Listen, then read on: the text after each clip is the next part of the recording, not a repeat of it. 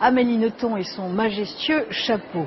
À cette occasion, nous allons faire connaissance avec un homme qui consacre sa vie à traquer des manuscrits rares. Sa collection l'a rendu riche, dans tous les sens du terme. Une rencontre signée Marie Berrurier et Noé Salem. Dans les mains de Gérard l'Héritier, 4 fragments du manuscrit de la Mer Morte. Un papyrus du IIe siècle avant Jésus-Christ. Un trésor inestimable pour cet homme fortuné qui consacre sa vie à traquer les manuscrits rares.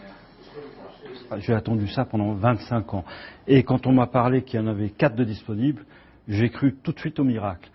Il y a un mois, l'équipe de Limier qui travaille pour Gérard l'Héritier a débusqué une autre pièce exceptionnelle. Le manuscrit original de La fille du puisatier de Marcel Pagnol. Un document assuré 400 000 € et qui le bouleverse particulièrement. Vous avez cette feuille dans les mains, il l'a touchée lui-même, il écrit bien, vous êtes avec lui, vous lisez avec lui, vous voyez, c'est pas comme un tapuscrit ou un texto ou un mail, ça n'a plus rien à voir. Et pourtant, rien ne prédestinait cet ancien assureur à devenir le seul homme d'affaires collectionneur de manuscrits. Un patrimoine unique de 135 000 documents qu'il expose en partie dans son musée privé.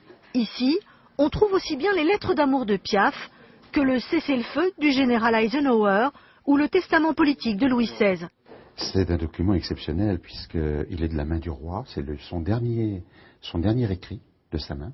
Donc un document tout à fait remarquable. Voilà la salle, l'une de nos salles des coffres.